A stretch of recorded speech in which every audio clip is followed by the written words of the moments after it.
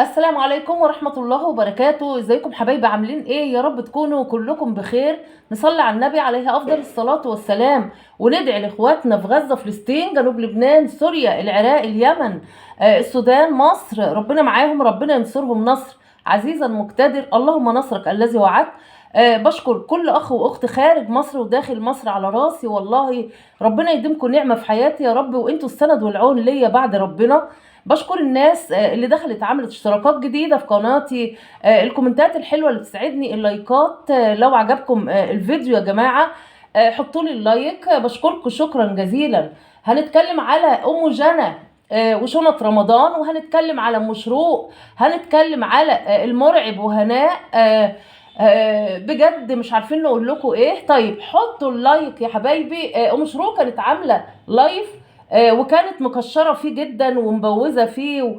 دخل لها كومنت وقال لها يعني فين شروق. ردت وقالت ان شروق يا جماعه مش هتطلع معايا تاني في اللايفات، لكن هتطلع كفايه في الفيديوهات بس.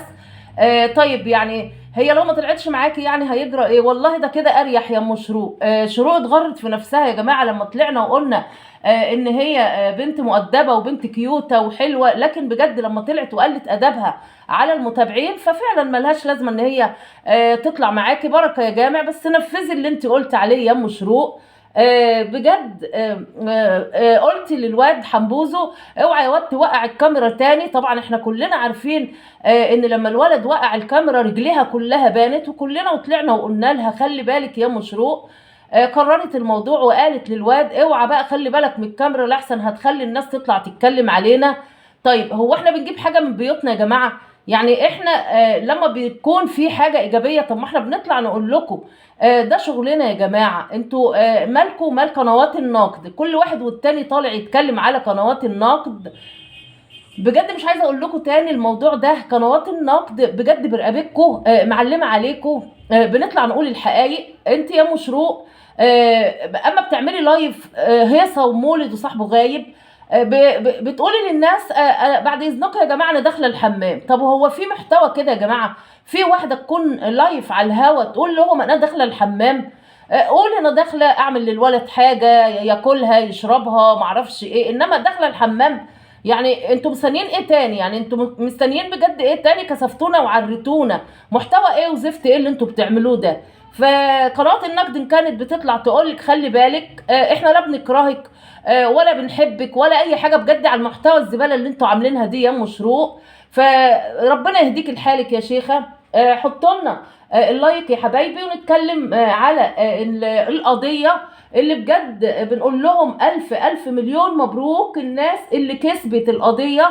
طبعا مدام سعاد وظريفه هنتكلم دلوقتي عليهم. بنقول لهم الف مبروك ان انتوا كسبتوا القضيه وامتلكتوا خلاص المزرعه، وجالكوا حكم خلاص ان اتحكم ليكوا ان المال الحلال اهو فعلا مالكوا حلال، ورجع لكم تاني املاككم اللي استولوا عليها المرعب وهناء واخواتها. وبجد الحق بيرجع لاصحابه يا جماعه. بنقول لكم الف مليون مبروك عمة هناء والمرعب. فعلا المزرعه مش بتاعتهم يا جماعه، ودول استولى عليهم بالعافيه.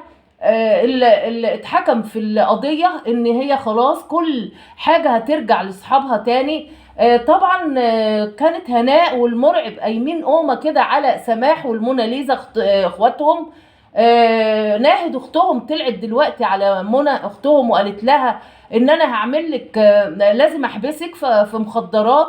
فبجد عيب عليكي كده. الاخوات يا جماعه اتفرقوا كده عن بعض بسبب القنوات وبسبب المشاهدات. وهناء بجد كانت السبب من البدايه، وقعدت تقول لها انت بنت حرام. كل ده عشان الموناليزا ما طلعتش شتمت عمتها ولا مرات عمها. يعني انتوا عايزينهم يشتموهم بعد ما الناس طلعوا وقالوا ان موناليزا ولا بتشرب مخدرات ولا بتتاجر في حاجه؟ بجد ده هي ظروفها وحشه قوي. موناليزا يا جماعه كانت بتبيع الحلل حلل بيتها عشان تاكل وتشرب، لان جوزها كان واخد قروض وكانوا المرتب بتاعه بيسد بيه القروض، وكانت ظروفهم وحشه. مش عيب لكن الاخوات قايمه على بعضها كده. شفنا المرعب طالعين يزغرطوا وكسبوا القضيه. لا انتوا ما كسبتوش القضيه، ده انتوا ده حلاوه روح بجد. القضيه اتحكمت فيها خلاص ان الحق هيروح لاصحابه، المزرعه هتروح لاصحابها. ان شاء الله باذن الله التنفيذ هيبقى قريب جدا، وهنطلع نقول لكم يا جماعه حكم التنفيذ فعلا ان كل واحد بياخد حقه. ربنا يا رب يهديك ويهدينا ويهدي الناس كلها بجد على قطع صلة ارحام والاخوات اللي بتاكل في بعضها. حطوا اللايك يا حبايبي، ونتكلم على اخر موضوع، موضوع ام جنى. طبعا احنا شفناها نزلت جابت الحاجه بتاعت شنط رمضان، وقعدت تقول ان جابت دقيق ورز وسكر وجبنه والحاجات دي كلها. جالها كومنت من واحده وقالت لها ساعديني يا ام جنى، انا ظروفي وحشه بالله عليك تساعديني، انا مش لاقيه والكلام ده كله. ردت وقالت لها انت منين؟ انت من لو من 100 غمر اساعدك. يعني هو انت ما بتساعديش الا الناس اللي من بلدك اللي من 100 غمر؟ واحده غيرك انت معاكي العربيه يا ام جنى. ابسط حاجه، لو واحده فعلا محتاجه لك ده انت تروحي لها لغايه عندها وتساعديها، لان انت جربتي الحوجه وجربتي الجوع والفقر، فالمفروض تساعديها. شفنا مازن وهو بتقولي له وطي هات الشبشب ولا شيل الشبشب وانت بتصوري. يا جماعه اعملي لجوزك قيمه شويه قدام الناس. برضو جالك كومنت وقالك ان الحاجات دي منتهيه الصلاحيه تقريبا عن الدقيق، فانت حبيت تقربي لهم الكاميرا وتقولي لهم لا يا جماعه ده مش منتهى الصلاحيه. فمازن بيشرح وبيتكلم، رحت مزعقه له استنى يا مازن استنى يا مازن، الراجل قطع الكلام. فبجد بنقول لكم يا جماعه، هي انت يعني اخدتوا الناس عننا بصوره وحشه. الرجاله ماتت فعلا في الحرب والله الا من رحم ربي. اعملي لجوزك شخصيه وقيمه كده قدام الناس. انت مش شافه يا ام جنى والناس كلها بتشوفك حقيقي بجد. والله الواحد ما عارف يقول لكم ايه. كومنتات كتير كانت بتشتمك، وانت معرفش يعني انت ليه بتردي؟ ما خلاص ما تبصيش على كل كومنت. في الاول وفي الاخر بنقول لك دي حاجه خير ان انت عملتيها شنط رمضان. قلت ان انت هتجيبي عجل عشان البيت الجديد اللي انت واخداه، وهتحطي كيلو لحمه في الشنطه. دي حاجه كويسه جدا لان الناس دلوقتي مش لاقيه تجيب اللحمه، والحاجه غليت واللحمه غليت فعلا. فدي حاجه بنقول لك شابو ان انت فعلا تحطي في الشنط كيلو لحمه.